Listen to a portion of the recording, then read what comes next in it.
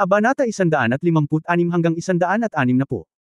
Tulad ng sinabi mismo ni Wang Jingxi, dito, kailangan niyang palaging maimpluwensyahan ni Tang Wulan. Kung makakapag-practice siya kasama si Tang Wulan, magiging mas positibo ang impluwensyang ito, ngunit pagkatapos na hindi magsanay ng magkasama sa 2 araw na ito, natuklasan ni Wang Jingxi kung gaano siya kalalim na naapektuhan ni Tang Wulan. Ang pakiramdam ng hindi makatulog sa gabi, o kahit na hindi makapag-concentrate sa pagmumuni-muni, ay nagpahirap sa kanyang puso. Pagkatapos ng ilang araw ng maingat na pag-iisip, napagtanto ni Wang Jingxi na kung magpapatuloy siya sa pagsasanay kasama si Tang Wulan, malamang na hindi siya maihihiwalay sa kanya, at maging kanyang basalyo sa ilalim ng impluwensya ng kanyang kaisipan ng hindi nalalaman. Kahit anong uri ng martial soul, ang bloodline at martial soul ay pinagsama. Kung mas malakas ang soul power, mas malakas ang aura ng bloodline. Ang kapangyarihan ng kanyang kaluluwa ay isang antas na mas mataas kaysa kay Tang Wulan ngayon, at siya ay labis na naapektuhan. Paano kung maabutin siya ng soul power level ni Tang Wulan sa hinaharap? Natatakot ako na hindi lang ito ang epekto. Bagamat bata pa siya, naiintindihan niya pa rin ang puntong ito, kasama ang relasyon ni Zhang Yangzi, kaya naman nagdesisyon siya. Mahirap at masakit ang desisyong ito, ngunit kailangang ganoon. Jin Shi. Biglang tumayo si Zhang Yangzi, ibinuka ang kanyang mga braso, at niyakap si Wang Jingxi, hindi na napigilan ang kanyang emosyon, tumulo ang mga luha sa kanyang mga mata. Nitong mga nakaraang araw, hindi ba siya naghihirap? Kung mawala sa kanya ang kanyang martial soul fusion skill partner, siya ay magiging isang ordinaryong soul master. Kung ang bilis ng kanyang paglilinang sa hinaharap ay makakasabay, ang antas ng atensyon lamang ay mababawasan ng malaki. Ang kanyang pamilya ay mas maluwag, at ang lakas ay isang mahalagang salik sa pagtukoy ng katayuan ng pamilya. Sa sandaling ito, ang matatag na mga salita ni Wang Jingxi sa wakas ay napalitan ng lahat ng kanyang mga alalahanin sa wala. Tinalo ng pagkakaibigan ng lahat, at ngayon lang siya naantig. Walang ekspresyon pa rin si Wu Changkong, ngunit napansin ni Xi na isang dampi ng kalungkutan ang sumili sa ilalim ng kanyang mga mata. Bueno, dahil nakapagdesisyon ka na, huwag kang mag-alala tungkol sa ibang mga bagay. Sasabihin ko sa akademya at hihilingin sa iyong pamilya na asikasuhin ang bagay na ito. Marahil ito ang tamang pagpipilian. Simple lang ang sagot ni Wu Changkong, so, sasamahan mo pa ba ako ngayon sa final exam? Mapait na ngumiti si Wang Jingxi, pasensya na, Teacher Wu. Sa kasalukuyang emosyon namin ni Yangzi, natatakot akong hindi ako makakapag-exam ngayon. Wulan, Xi, Guyu, kailangan mong magsumikap. Huwag kayong maimpluwensyahan, kayong lahat. The best sila lahat. Magkikita tayong muli sa hinaharap. Sa oras na iyon, baka kami ay maging matatag at hindi kayo maiiwan. Nang may luha sa kanyang mukha at isang ngiti, kinuyam ni Wang Jingxi ang kanyang mga kamao at malakas na kumaway kay Tang Wulan. Sumugod si Tang Wulan, niyakap siya at si Zhang Yangzi nang bukas ang mga braso, umiiyak din. Ang pagsusulit ay gaganapin bukas. Iniwan ni Wu Changkong ang mga salitang ito at naglakad palabas ng silid-aralan. Si Zhang Yangzi at Wang Jingxi ay bumalik sa dormitoryo upang mag-impake ng kanilang mga gamit at umalis. Kung anong uri ng kasunduan ang narating ng kanilang pamilya at ng kolehiyo, hindi alam ni Tang Wulan.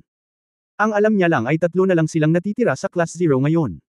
Wala na ang orihinal na Wei Xiaofeng, ngayon ay wala na rin sina Zhang Yangzi at Wang Jingxi. Wala na sina ama at ina, wala na si Nir. Bakit, ang mga tao sa paligid mo ay kailangang lumayo sa iyong sarili?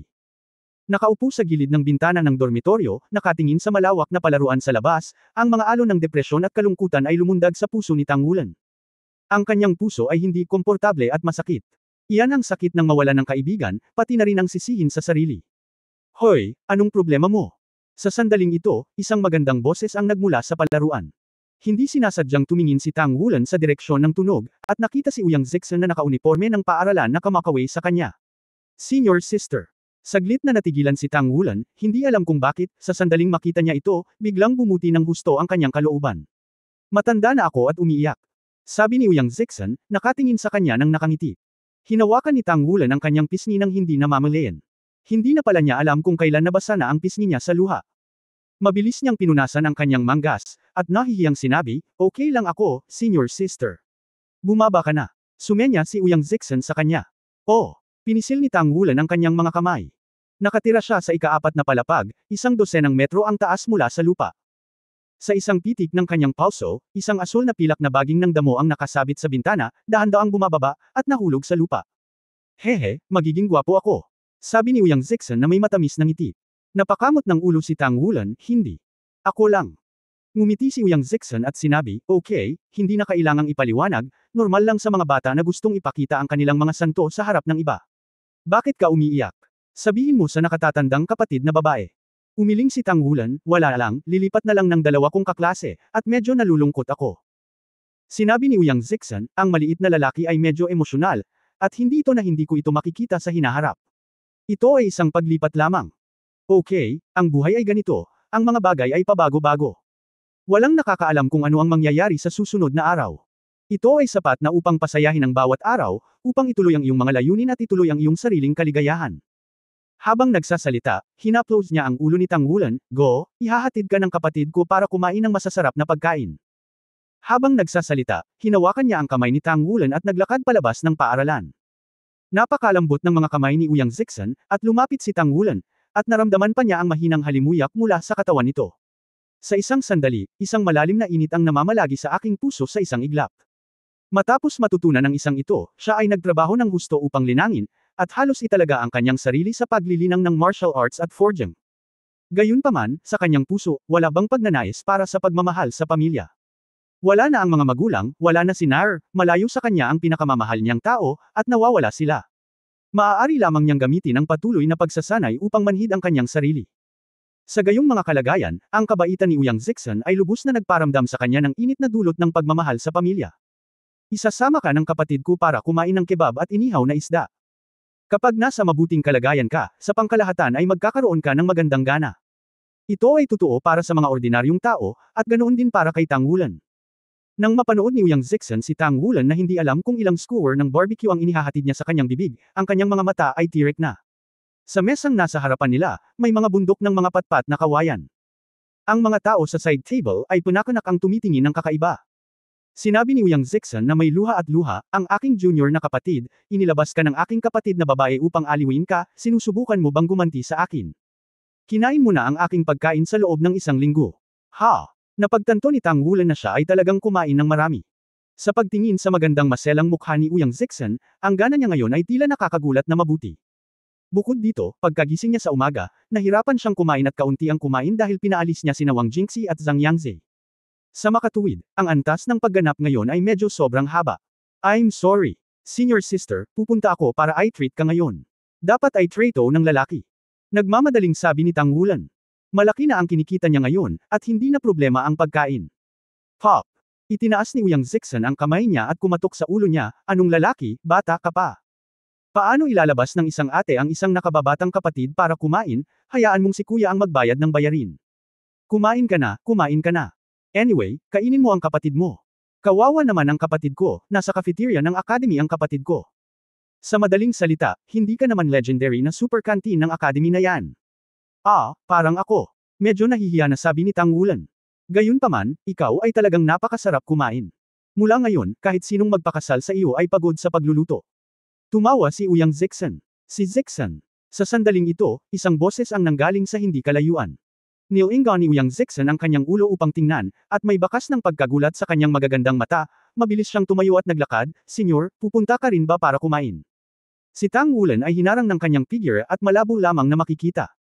Ang lalaking kausap niya ay isang binata na matangkad at hindi makita ang mukha. Yeah. I brought my little girl out for a tooth fighting ceremony.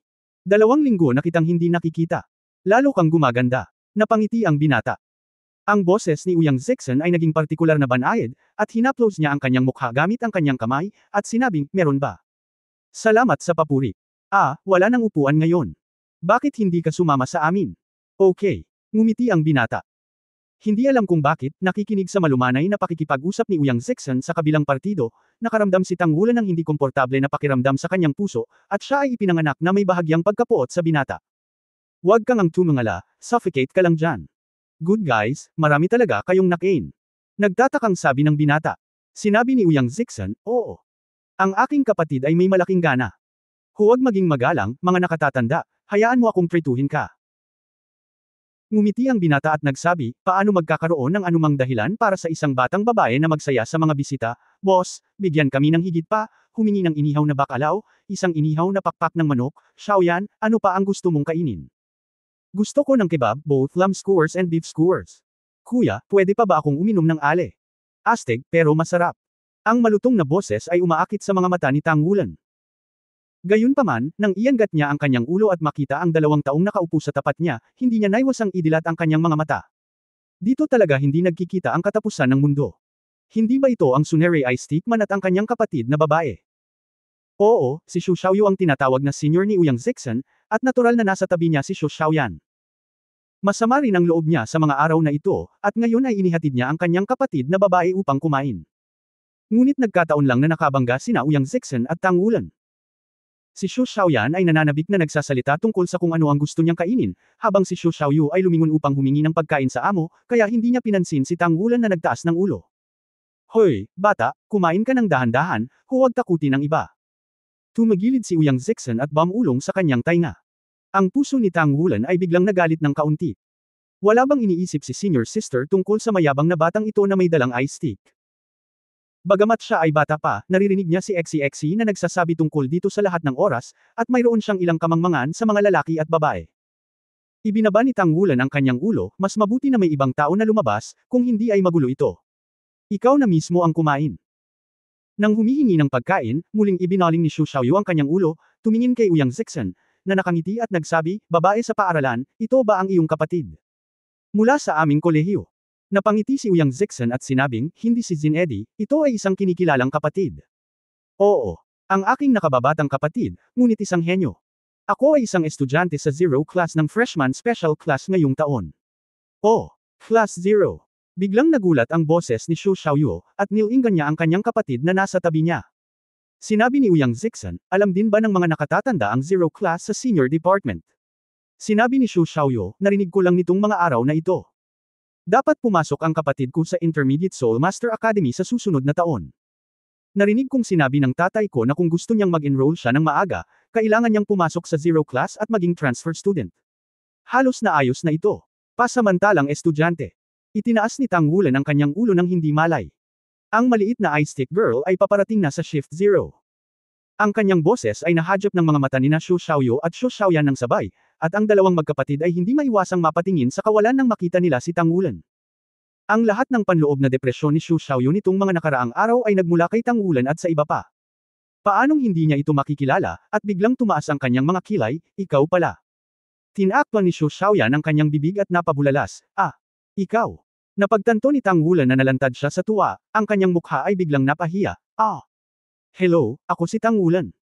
Si Ouyang Zixen ay sumulyap sa kanya ng may kainahinala, at pagkatapos ay tinanong si Xu Xiaoyu, Senyor, kilala mo ba ang aking kapatid?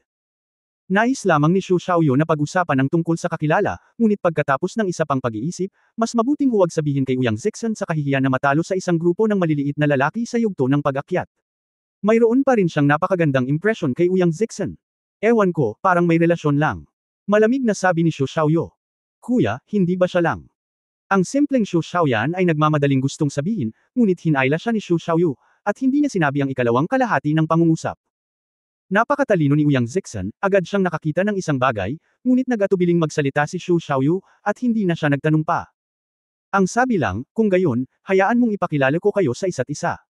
Ito ay si Tang Wulan mula sa unang baitang Zero na klase. Si Wulan, ang senior na ito ay ang pinakamahusay na henyo sa aming kolehiyo. Si Xu Xiaoyu, ang senior second grade senior, ay mayroon na it's a 3-ring soul sovereign powerhouse. At ang senior ay maaaring makalusot sa 4th ring bago ang graduation at opisyal na maging kapatid na babae na si Xiao ang kasunod niya. Sa pakikinig sa pagpapakilala ni Ouyang Zixen, naramdaman na lamang ni Xu Xiaoyu na nag-iinit ang kanyang mukha, na hindi komportable tulad ng isang sampal sa mukha. Ngunit sa harap ni Ouyang Zixen, ito ang kanyang nakababatang kapatid mula sa parehong kolehiyo, at hindi siya direktang umatake. Magandang senior. Nag-aatubili na binati ni Tang Wulan ang mapagmataas na lalaking ice stick sa kanyang puso. Ngumuso si Xu Xiaoyu, napakahusay ko sa paaralan. Siguro kung nakita kita noong araw na iyon, sila ba ang iba pang miyembro ng iyong Zero class? Medyo manhid ang anit ni Tang Wulan, hindi ba gustong maghayganti ang lalaking ito? Bagamat natalo siya ni Gu Yu noong araw na iyon, ito ay higit pa dahil hinamak sila ni Xu Xiaoyu. Naalala pa rin ni Tang Wulan ang nakakatakot na aura ng kanyang kakayahan sa espiritu ng Ice Furry. Sa makatuwid, hindi umimik si Tang Wulan sa tanong ni Xu Xiaoyu. Bumulong si Ouyang Zixen, may itatanong sa iyo si Senior. Sumulyap si Tang Wulan sa kanya. Bagamat kinakausap niya ang kanyang sarili, ang kanyang mga mata ay palaging nakatutok kay Xu Xiaoyu, at ang kaamuhan sa kanyang mga mata ay hindi mapigilan. Senior sister, busog na ako. Tara na. Kumuha si Tang Wulan ng tisyo, pinunasan ang kanyang mga kamay at lumabas. Wulan, anong problema mo? Nagmamadali si Ouyang Zixen, at nagmamadaling sinabi kay Xu Xiaoyu na nakaupo sa tapat, Senyor, pasensya na. Papauwiin ko muna siya, kumain ka muna, at babalik ako. Hinabol ni Uyang Zixan si Tang Wulan palabas, ngunit ang malalaking mata ni Xu Xiaoyan ay puno ng pag-usisa, lumalabas na sila ay nasa Class 0. Napakalakas ng Class 0. Ang nakakatandang kapatid na babae na iyon ay kayang talunin kahit ang kanyang kapatid. Biglang hinayla ni Xu Xiaoyu ang tatlong itim na linya sa kanyang noo at tinapik si Xu Xiaoyan sa ulo, maaari bang huwag mong sabihin sa akin ito? Sinabi ni Xu Xiaoyan na naagrabyado, sinaktan mo ako, sasabihin ko sa aking ama pagbalik ko. Bakit ito tumatama? Nakakaantig, nakakaantig. Walang magawang sabi ni Xu Xiaoyu. Wulan, anong problema mo? Hindi maipaliwanag na tanong ni Uyang Zixan matapos makausap si Tang Wulan. Nang lumabas si Tang Wulan at hinay pa ng malamig na hangin, naramdaman din niya na medyo mali ang kanyang pag-uugali. Pagkatapos ng lahat, magiliw na nagyaya ang nakatatandang kapatid na babae na kumain, ngunit siya ay tumakas. Ano bang nangyayari? Pasensya na, ate. Bad mood talaga ako ngayon, balik na tayo. Humingi ng tawad si Tang Wulan. Sinabi ni Uyang Zixan, kalimutan mo na. Sa tingin ko busog ka na rin, o bumalik ka muna. Uupo ako sa kanila sandali. Ha! Sa pagtingin sa walang tigil na paglingon ni Uyang Zixan sa direksyon ng restaurant, biglang naunawaan ni Tang Wulan na si Xu Xiaoyu ay halatang mas mahalaga kaysa sa kanyang sarili sa isip ng senior na ito. Okay. Salamat sa hospitality ni senior sister ngayon. I will invite senior sister back next day. Magalang na sabi ni Tang Wulan. Kung ganoon, okay lang. Paglingon ko, babalik muna ako, at mag-iingat sa daan. Inabando na ang pangungusap na ito, mabilis na tumakbo pabalik sa restaurant si Uyang Zixan. Sa isang nakakapanghinayang ngiti, si Tang Wulan ay puno pa rin ng pagmamahal para kay Uyang Zixan, ito ang agwat ng edad. Gayunpaman, kailangan ba talagang magdagdag ng mag-aaral ang zero class? Kaya lang parang hindi rin masyadong malakas ang kakayahan ni Xu Xiaoyan. Noong araw na iyon, tila hindi man lang siya nagkaroon ng lakas ng loob na kumilos, at palaging binabantayan ng lalaking Sunere Eye Stick. Bumalik ka at magtanong sa guro. Gayunpaman, kung wala ng mga tao sa zero shift, ang pagdaragdag lamang ng guyo at eksi-eksi ng mag-isa ay talagang magiging mas kaunti. Bumalik sa kolehiyo, hindi bumalik si Tang Wulan sa kanyang dormitoryo, ngunit pumunta sa pinto ng dormitoryo ni Wu Changkong at kumatok sa pinto. Pumasok ka. Dumating ang malamig na boses ni Wu Changkong. Naka-unlock ang pinto, at pumasok si Tang Wulan. Nakita ko na nakasanayan pa rin ni Teacher Wu na magsuot ng puting damit, nakaupo na naka-cross-legged sa kama. Anong problema? Mahinang sabi ni Wu Changkong. Sinabi ni Tang Wulan, Teacher Wu, may nakabangga akong tao sa labas ngayon at sinabing sasali siya sa aming zero class mamaya. Papalawakan ba natin ang enrollment? Iminulat ni Wu Changkong ang kanyang mga mata, at isang malabong lilang kahulugan ang sumilay sa kanyang mga mata, hindi ito isang bagay na dapat mong isipin ngayon. Ang dapat mong isipin ngayon ay kung paano makapasa sa susunod na huling pagsusulit. Dapat kong ipaalala sa iyo na ang pagsusulit ay orihinal na para sa iyo. 5 tao ang naghanda, at ngayon ay 2 tao ang nawawala. Sa madaling salita, kailangan mo ng 3 tao para kumuha ng kahirapan sa pagsusulit ng 5 tao. Ha? Paalala pa ba ito? Bakit ka nagsasalita ngayon? Napatulala si Tang Wulan kay Wu Changkong, at hindi niya maiwasang mataranta ng ilang sandali. Ito ay talagang hindi kasiya siya. Sinabi ni Wu Changkong, kung wala ng iba pa, maaari kang bumalik. Oh! Malungkot na lumabas si Tang Wulan sa kanyang dormitoryo, ngunit hindi na siya makapaghintay na sabihin kina Eksi at Guyu ang sinabi ni Wu Changkong. Ang kahirapan ng 5 tao ay ang kahirapan ng 5 tao. Si Guyu ay mukhang walang pakialam, at si Eksi ay medyo kinakabahan, ngunit ngayong tapos na ang usapin, ano ang silbi ng pagiging nerbiyos? Wulan, sa katunayan, may isang bagay na gusto kong subukan. Nilapitan ni Eksi si Tang Wulan nang may mali siya at sinabi. Anong problema? May kaina hinalang tanong ni Tang Wulan. Sinabi ni Eksi, iniisip ko, noong hindi mo pa na-control ang bloodline power sa simula, kung puputulan kita, maaari mong pansamantalang i-induce ang ganoong klase ng kapangyarihan. Ngayong makontrol mo na ito, kung puputulan kita muli, posible ba? May outbreak ba? Natigilan si Tang Wulan, hindi ko rin alam ito. Sinabi ni Eksi, oh, subukan natin. Hindi. Bakit hindi mo lagyan ng kutsilyo ang sarili mo?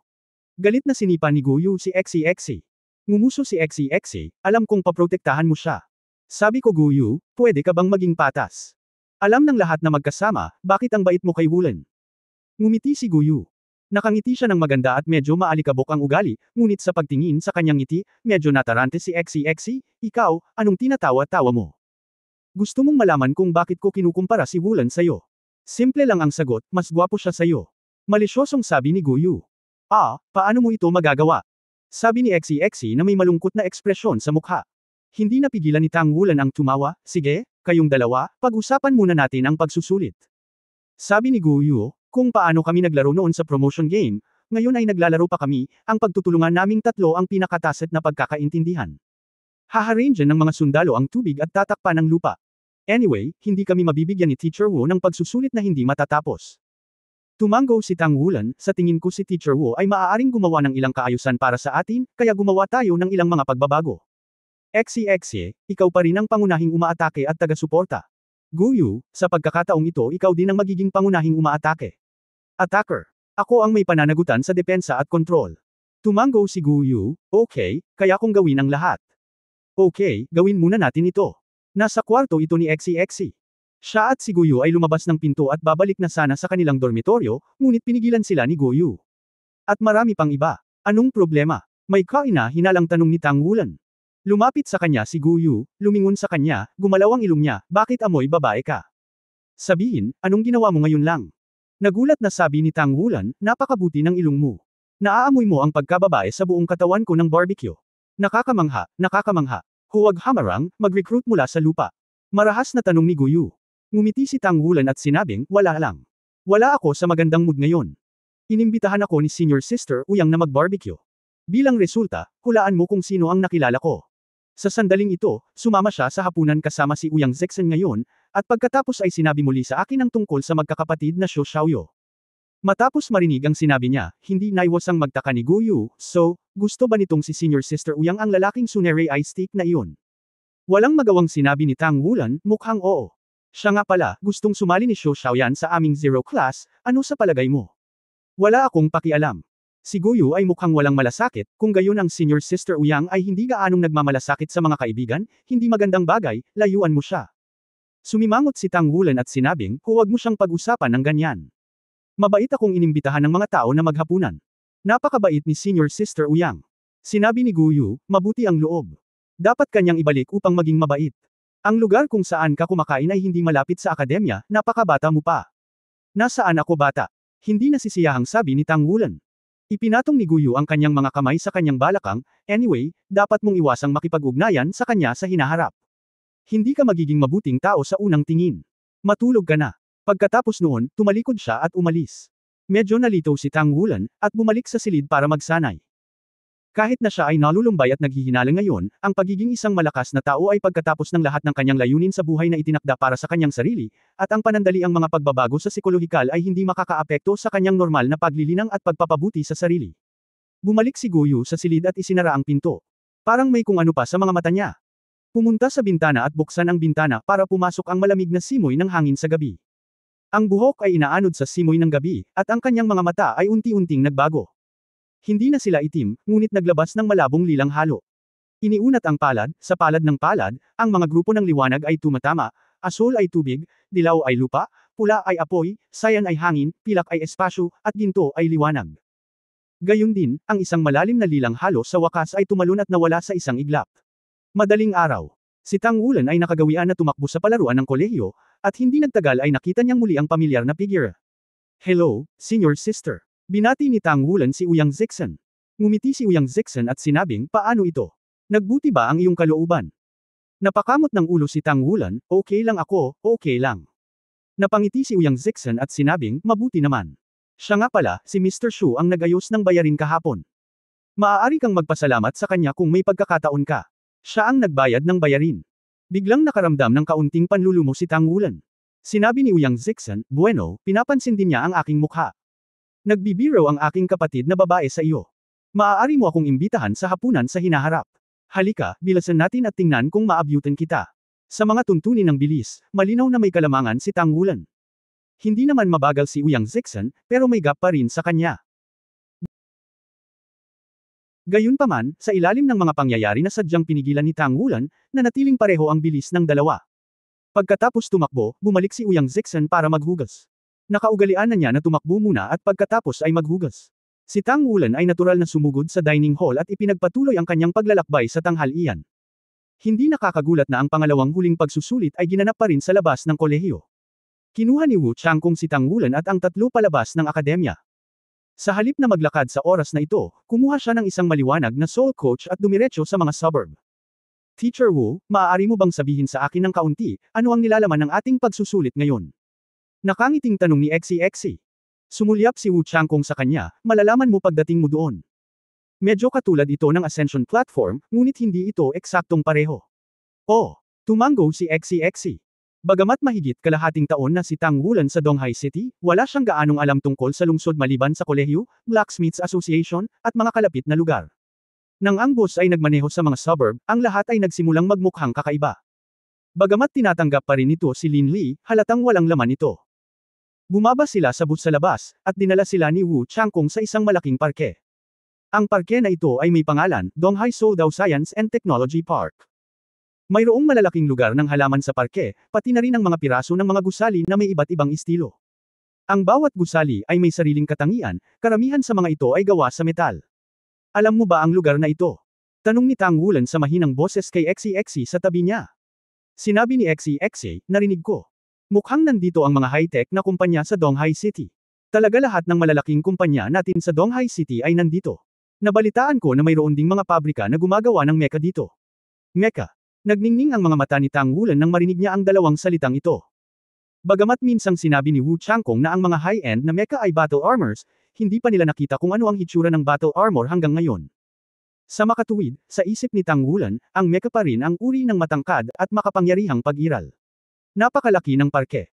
Naglakad sila ng kalahating oras bago sila dinala ni Wu Changkong sa isang maliit na parke sa parke. Ang unang bagay na nakakakuha ng mata ay isang bukas na berdeng lugar, at pagkatapos ay isang maliit na gusali. Kung ikukumpara sa mga gusaling nakita nila noon, ang maliit na gusaling ito ay medyo mas maliit. Kung ikukumpara sa malawak na lugar ng hardin na ito sa hardin, ito ay medyo out of proportion. Paglakad ko papunta sa pinto, nakita kong wala man lang sikat na brand ang maliit na building, at hindi ko alam kung saan iyon. Nandito na kaya ang second session ng final exam. Ang madilim na asul na maliit na gusali ay may mirror effect sa panlabas na dingding, na tila binubuo ng mga piraso ng salamin. Ang ibabaw ng salamin ay nagbibigay ng kakaibang kagandahan, na sumasalamin sa pinagmumula ng liwanag mula sa iba't ibang mga anggulo. Walang tao sa pinto, at ang parehong madilim na asul na salamin na pinto ay sarado. Humakbang si Wu Changkong, diretsyong idiniin ang kanang kamay sa salamin. Isang maliwanag na asul na liwanag ang kumislap at nawala, isang projection ang lumiwanag, at isang medyo nakakatawang boses ang tumunog, "You, long time no see." Xiao Changkong in the East China Sea. Malamig na sinabi ni Wu Changkong, buksan ang pinto. Walang magawa ang boses, nakakainis ka pa rin. Sa isang malambot na, ding, ang salamin na pinto ay tahimik na bumukas sa magkabilang panig. Si Tang Wulan, XCXC, at Guyu ay nanatiling tulala, isang maliit na kalangitan sa East China Sea. What the hell? Changkong ang pangalan ni Teacher Wu, at Donghai ang tinutukoy ni Donghai City. Ngunit, sa ganitong paraan ng pagtawag. Ahem. Pagpasok sa glass door, sa puting lupa, sa madilim na asul na dingding, at sa malambot na puting ilaw, ang lahat ay mukhang napakalinis at maayos, ngunit wala pa ring tao. Isang bilog na metal na plataporma ang lumutang, na nakasuporta sa tatlong metal na pulse arrays dito. Isuot mo, sabi ni Wu Changkong sa tatlo ni Tang Wulan. Curious na tanong ni XCXC, Teacher Wu, para saan ito? Sinabi ni Wu Changkong, pagkilala sa pagkakakilanlan. Ang pagsusuot nito ay maaaring matiyak na hindi ka ituturing na isang kaaway at hindi masisira ng sistema ng pagtatanggol dito. Napabulala si XCXC, napaka-high-end. Hindi na nagsalita si Wu Changkong, at nagpatuloy sa paglalakad papasok kasama silang tatlo, at muling lumapit sa madilim na asul na salamin na pinto. Ang maliwanag na asul na liwanag ay muling tumawid, at sa pagkakataong ito ay walang boses. Ang tatlong tao na nakasuot ng metal na singsing ay nakakita ng isang flash ng ilaw sa kanilang mga wristbands, at sila ay kalmado. Sa likod ng pinto ay isang lagusan, na umaabot papasok, lumiliko ng ilang beses, at pagkatapos ng isa pang salamin na pinto, ang ilaw ay kumikislap, at si Wu Changkong, na naglalakad sa harapan, ay biglang nawala. Sina Tang Wulan, XCXC at Guyu ay huminto sa subconsciously. Ito ay teknolohiya sa espasyo, gulat na sabi ni XCXC. Ipinanganak siya sa isang malaking pamilya, at mayroon siyang malalim na pag-unawa sa kasalukuyang teknolohiya ng mainland. Malinaw niyang naaalala na ang teknolohiya sa kalawakan ay nasa yugto ng pananaliksik at pagunlad, malayo sa pag-abot sa antas na maaaring ilapat. Gayunpaman, ito. Ngayon lang ay tila teknolohiya sa espasyo. Pasulong. Ang boses ni Wu Changkong ay nagmula sa lahat ng direksyon. Tumingin si Tang Wulan sa dalawang magkapareha at naunang naglakad. Naglalakad sa lugar kung saan dumaan si Wu Changkong, isang kakaibang pakiramdam ang dumating sa isang iglap. Naramdaman lamang ni Tang Wulan na ang kanyang katawan ay nababalot ng kakaibang enerhiya. Sa susunod na sandali, lumitaw siya sa ibang lugar mula sa manipis na hangin. Ito ay isang madilim na asul na espasyo, na may madilim na asul na mga kristal sa tuktok ng ulo at ilalim ng mga paa, habang ang mga dingding ay gawa sa pilak puting metal. Ang halo ay refracted, na kung saan ay lubhang kakaiba. Dalawang sinag ng liwanag ang muling kumislap, at lumitaw sa tabi niya sina Xe at Guyu. Wow, ito ay talagang space technology. Ang lugar para sa aming huling pagsusulit ay talagang high-end. Bulalas ni Xe. Nasa harapan si Wu Changkong. Pumunta siya sa gilid ng pader at hindi niya alam kung ano ang ginawa niya. Biglang nabasag ang dingding at may lumabas na malaking screen. Iba't ibang kakaibang simbolo ang lumiwanag sa malaking screen. Isang keyboard ang lumitaw, si Wu Changkong. Hinaplos ang kanyang mga kamay sa keyboard, kumikidlat na parang ulan na tumatama sa saging. Pagkumpirma ng pagkakakilanlan, Donghai Xiao Changkong. Ang hirap sa pagsubok, katamtaman. Bilang ng pagsubok, 3 tao. 10 segundong countdown. 10, 9. Anong problema? Bakit direktang nagsimula ang countdown? Ang tanong ni Xe. Lumingon sa kanila si Wu Changkong, gusto mo pa ba kung gaano katagal ang paghahanda? Gawin mo ang gusto mong gawin. 8, 7, 6. 3, 2, 1, magsimula. 3 asul na ilaw ang nahulog mula sa langit ng walang babala, at agad na bumagsak sa 3 tanghulan. Ang asul na liwanag ay kumislap, at ang 3 ay nawala sa manipis na hangin ng walang bakas. Naramdaman lamang ni Tang Wulan na ang dating pakiramdam na nababalot ng enerhiya ay lumitaw muli, ngunit ito ay mas malakas kaysa dati, at ito ay tumagal ng mas matagal. Unti-unting lumalabas ang pakiramdam ng paghila sa kanyang katawan, dali-dali niyang pinaikli ang kapangyarihan ng kanyang kaluluwa, bumilis ang pagdaloy ng dugo sa kanyang katawan, maririnig niya ito, at tuloy-tuloy din ang pagbilis ng tibok ng kanyang puso. Bawat malakas na pintig ng puso ay kayang maibsan ang kanyang mga masasakit na damdamin sa oras na ito. Hayaang unti-unting kumalma ang kanyang puso. Hindi ko alam kung gaano katagal. Biglang kumislap ang liwanag, at naramdaman na lamang ni Tang Wulan na ang kanyang katawan ay nawala ng kontrol sa isang iglap, at isang malakas na pakiramdam ng kawalan ng timbang ang dumating. Hindi maganda. Inilabas niya ang kanyang asul na pilak na damo na halos walang pag-aalinlangan, at ang asul na pilak na damo ay direktang tumusok pababa, habang mabilis na pinagmamasdan ang paligid. Umiikot ang langit, ito ang una niyang naramdaman. Pagkatapos ay mayroong isang hindi maipaliwanag na malakas na pakiramdam ng paghila. Ang pakiramdam na ito ay napakalinaw, sa wakas. Ang mga asul na pilak na baging ng damo ang unang nakipag-ugnayan sa nilalang, at naantig ito ng liwanag sa paligid. Nagmamadaling kinokontrol ni Tang Wulan ang asul na pilak na damo upang suportahan ito ng gusto, na nagpabagal sa bilis ng pagbagsak ng kanyang katawan. Kasabay ng pagyuko ng asul na pilak na damo, ito ay parang bukal, na nagpapahintulot sa kanya na unti-unting dumampi sa lupa. Flexible convergence at stable landing. Wala sa tabi niya si Xe o Guyu, siya lang ang nandito. Nagulat siya nang makitang medyo pamilyar ang espasyong ito. Ang lupa ay bahagyang puti, walang langit, at walang katapusan sa paningin. Ang pakiramdam na ito ay malinaw na katulad noong nakita ko si Old Tang sa aking kamalayan, ngunit ito ay mas mahalaga dito, at hindi ito dapat sa aking sariling kamalayan. Ito. Saan ito? Welcome sa Hall of Heroes, ang unang pagsubok, intermediate na kahirapan. Pangalan, Tang Wulan, edad, 10 taong gulang. Mga kinakailangan sa pagsubok, ang unang session, maghintay ng 30 segundo. Bago pa maintindihan ni Tang Wulan, kumislap ang liwanag, at mayroon ng liwanag at anino sa tapat niya. Napakagandang babae na may malalambot na kilay at may ngiti sa labi. Simulan. Muling tumunog ang electronic tone. Biglang lumiwanag ang mga mata ng dalaga, at isang malakas na liwanag ang agad na tumama sa kanyang katawan, at pagkatapos, isang halo ang lumitaw sa ilalim ng kanyang mga paa. Dilaw, iyon ay malinaw na isang dilaw na halo ng 100 taon. Pagkatapos ay nakita ni Tang Wulan na ang figure ng babae ay naging ilusyon sa isang iglap, at siya ay dumating sa kanyang harapan halos kaagad. Kumuha ng isang virtual shot, kumuha lamang ng iyong sariling dibdib. Ang footwork na ito ay malinaw na katulad ng kay Teacher Wu. Nakita na ni Tang Wulan ang footwork ni Wu Changkong noon, kaya nang makita niya ang batang babae na sumugod sa kanya, medyo handa na siya. Gamit ang isang kaway ng magkabilang kamay, isang dosenang asul na pilak na damo ang nagsalubong sa kanyang harapan, na nagiging isang malaking lambat, na nagtatanggol sa lahat ng direksyon. Sa sandaling ito, isang ilaw ang kumislap sa harap ng batang babae, at isang 3 paa na kaldero ang lumitaw sa kanyang harapan ng tahimik. Bago pa makapag-react si Tang Wulan, ang kaldero ay lumapag na sa isang iglap, at isang itim na agos ng hangin ang bumuhos sa isang iglap. Boom! Isang malakas na pagkabigla ang nagmula sa ilalim ng kanyang mga paa. Naramdaman na lamang ni Tang Wulan na naparalisa ang kanyang katawan sa pagkabigla ng buong katawan. Kasabay nito, ang asul na pilak na damo na kanyang pinakawalan ay agad na umangat sa langit, at hindi na napigilan ang kalaban. Epekto. Dumating na sa kanyang harapan ang tila malambot na palad sa mga sandaling ito. Hindi na kaya ni Tang Wulan. Ang puti at malambot na palad ng kanyang kamay ay malapit sa kanyang dibdib. Biglang, ang palad ng kanyang kamay ay iginuhit papasok, at isang puwersa ng pagsipsip ang dumating. Nakaramdam ng malakas na puwersa na dumarating, ang buong tao ay lumipad pabalik-balik sa isang iglap. Gayunpaman, ang Thousand Forged Cloud Titanium Vest na isinuot niya sa kanyang katawan ay may malaking papel sa oras na ito. Ang bawat piraso ng baluti ay konektado sa sandaling ito ay tamaan, at ang pantay na balanse ay pumalit sa palad. Gayunpaman, nakaramdam ng pagkahilo ang dibdib ni Tang Wulan. Alam mo, ang kanyang pisikal na lakas ay tiyak na pangalawa sa kanyang mga kapantay. Bago siya bumangon ay natama na naman siya ng malaking itim na kaldero. Kasabay nito, nakita ni Tang Wulan ang isang kislap ng lilang liwanag sa mga mata ng batang babae, at biglang, isang malakas na pakiramdam ng pagkahilo ang nagmula sa kanya, at huminto siya muli nang haharapin siya nito. Dumating ang itim na malaking kaldero sa bilis ng kidlat. Sa sandaling ito, biglang pumutok ang kanang kamay ni Tang Wulan. Tinakpan ng maputlang gintong kaliskis ang kamao, at may, boom, na humaharang sa epekto ng malaking tripod. As early as when he retreated, nailabas na niya ang kanyang bloodline power. Nahihilo man ang isip niya, bahagya pa rin niyang nakontrol ang kamao para harangin siya. Ganun pa man, hindi niya maibigay ang buong lakas, at nataman siya at lumipad muli. Matapos umiling ng malakas, si Tang Wulan ay nabigla. Ang isang singsing, ang kabilang partido ay kapareho ng iyong sarili, ang parehong ay isang singsing. Ngunit ang kanyang pagiging epektibo sa pakikipaglaban ay napakalakas.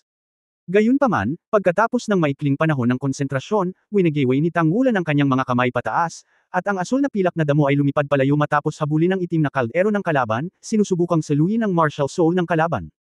Tila walang pakialam ang dalaga, wala siyang pakialam sa kanyang martial spirit, bumilis ang kanyang katawan at sumugod patungo kay Tang Wulan. Gusto niya akong awayin ng malapitan. Huminga ng malalim si Tang Wulan, ganap na natatakpan ng gintong kaliskis sa kanyang kanang braso, nakatayo doon, kasing tatag ng Mount Tai. Mula sa labanan ngayon lang, naramdaman niya na napakalakas ng atake ng babaeng ito, hindi lang direktang pag-atake ng spirit power niya, parang may iba pang bagay. Hindi ka maaaring tumakbo, kaya't dalhin natin ito ng husto. Lumipad si Lan Yingkou, maliban sa paikot-ikot sa malaking kaldero, lahat ng iba ay nagtipon sa katawan ni Tang Wulan. Muling nag-ilusyon ang figure ng batang babae, at ang buong tao ay tila nawala sa manipis na hangin, at tila nasa lahat ng dako. Ang magagawa lang ni Tang Wulan ay gawin ang kanyang blue-silver grass wave ng madalas hanggat maaari sa isang maliit na lugar, sinusubukang harangan ang kalaban. Sa sandaling ito, isang kakaibang fengming ang biglang tumunog, wu. Hindi alam ng dalaga kung kailan nadagdagan ng mahabang plauta. Sa sandaling tumunog ang plota, naramdaman na lamang ni Tang Wulan na ang kanyang mundo ay biglang naging mapurol, at ang bilis ng asul na pilak na damo ay halatang bumagal. Ang malaking itim na kaldero ay humiwalay mula sa paghabol kay Lan Yingkou sa isang iglap, pumailang lang sa langit, at pagkatapos ay nahulog mula sa langit, sa likuran niya. Boom! Isang malakas na pagkabigla at pamamanhid muli ang dumating. Sa pagkakataong ito, direktang nabigla si Tang Wulan at lumipad pataas. Kasabay nito, ang mga kamay ng batang babae ay parang jade, at madali niyang hinayla ang bumabagal na asul na pilak na damo, at dumating siya sa harap ni Tang Wulan sa isang iglap. Itinaas ang kanyang mga kamay, direkta niyang ipinimprenta sa kanyang dibdib. Yun lang. Malinaw na nararamdaman ni Tang Wulan ang banta ng kabilang partido.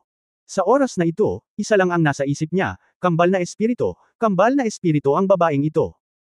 Bukod dito, maaari niyang aktwal na gamitin ang dalawang martial arts sa parehong oras, nang hindi lumilipat.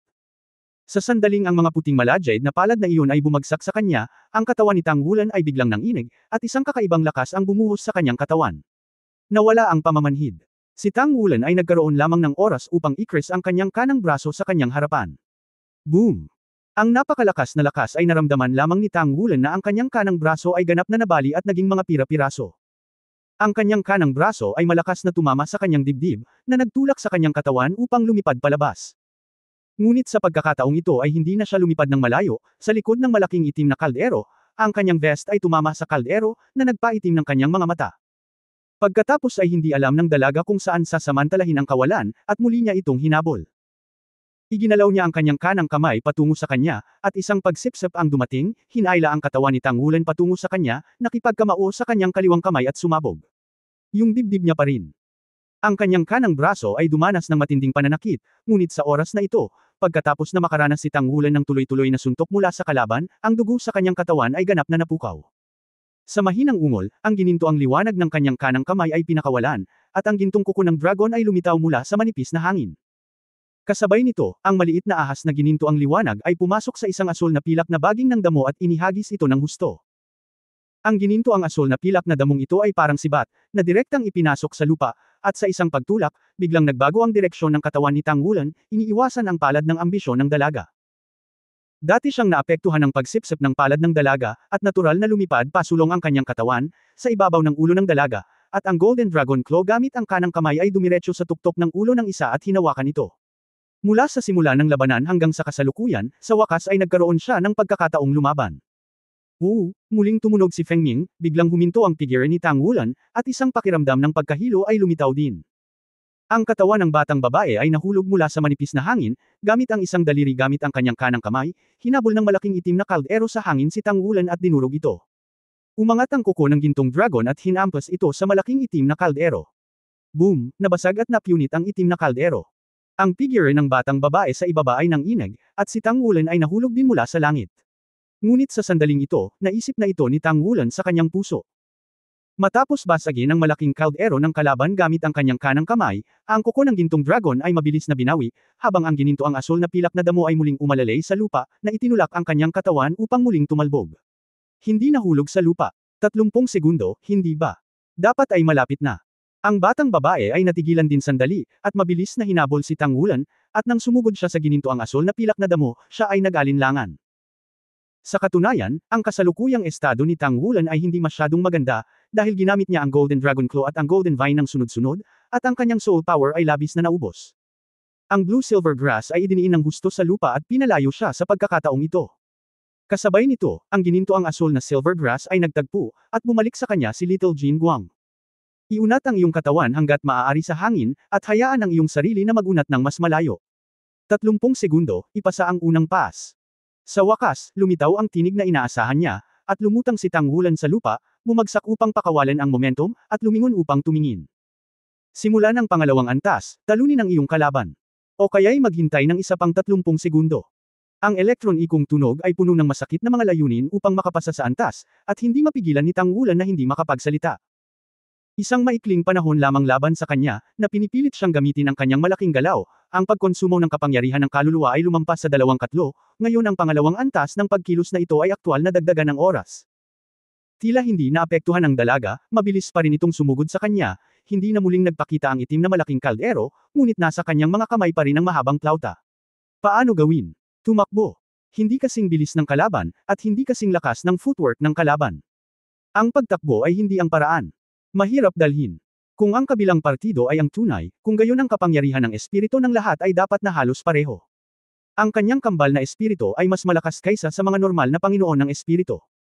Gayunpaman, kung ang dalawang espiritu ay patuloy na ginagamit ang kanilang mga kakayahan sa espiritu, ang pagkonsumo ay hindi masyadong maliit. Kung ito ang kaso, ang kailangan kong gawin ngayon ay harapin siya hanggat maaari.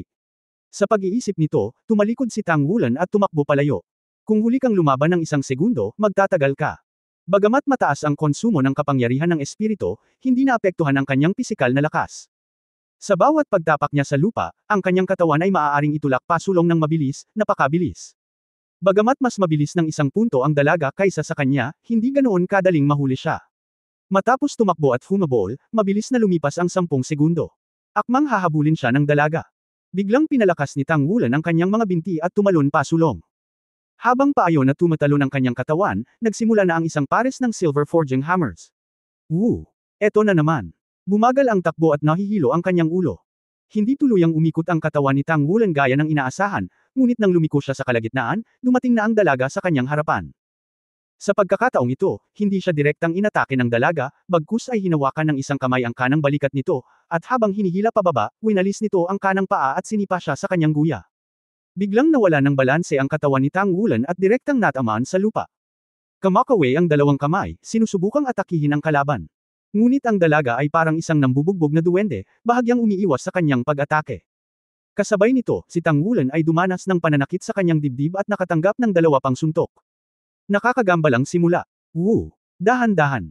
Naapektuhan na naman ang kakayahan ng espiritu ng pagkakasalubong, at hinablat pa ng dalaga ang isang piraso ng kanyang asul na pilak na damo at diretsyong ibinato. Ang magagawa ngayon ni Tang Wulan ay protektahan ang kanyang ulo gamit ang kanyang mga braso at kulutin ang kanyang katawan upang protektahan ang mga vitals hanggat maaari. Bang bang bang bang. Sa sandaling ito, para siyang sandbag ng tao, na patuloy na binubugbog ng lahat ng uri ng suntok.